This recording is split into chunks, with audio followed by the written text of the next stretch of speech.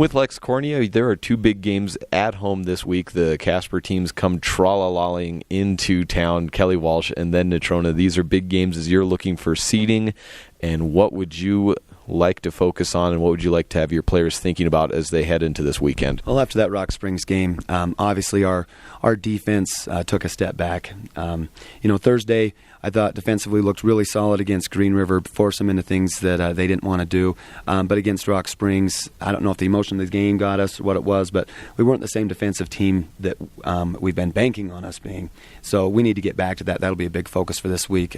Great test against Kelly Walsh just because they've got so many weapons, and we have to play well defensively in so many different areas. We can't just rely on one or two people taking away their offense. We have to have 5 players on the floor really locked in on defense, and we have to use that to start our offense and get into breaks and score when we have advantages. That's another thing we didn't do against Rock Springs. So big week for us, especially in Natrona as we look at seeding.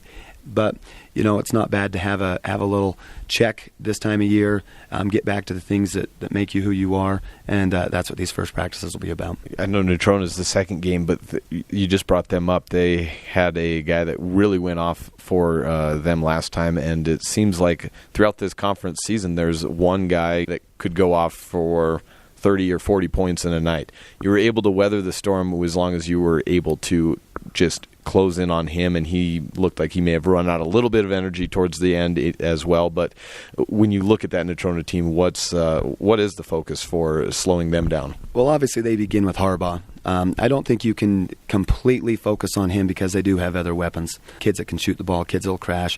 But, obviously Harbaugh is our main area of concern with Natrona. I thought we did a good job when we went no catch on him. He still hit some shots, but they were very difficult contested shots. I think what let him get loose on us the first time we played him is we gave him open looks in the beginning. They went down, and that basket, like we said, out in Casper was 10 feet wide for him. So those more difficult shots we forced him to take later on in the game, well, when you're feeling it like that, they're not as difficult. So we need to start early on him, being physical. I think he's used to that. Teams have done that to him already, but I also think it's been effective. When you're physical, when he's always shooting over a hand, it's tough to get going for a 17-year-old kid. So that'll be a plan for us this week.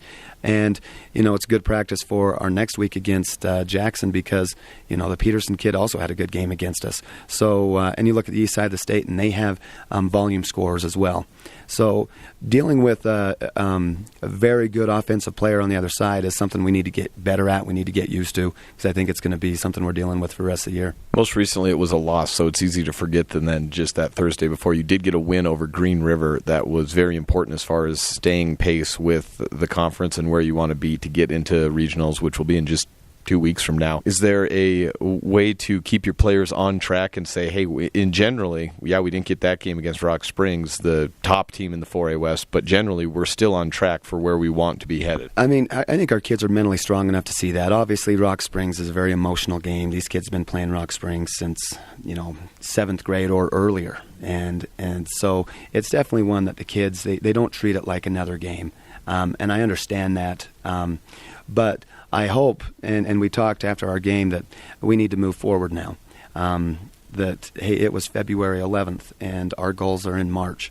And I think kids understand that, although obviously in the moment, the night of, it stung pretty bad.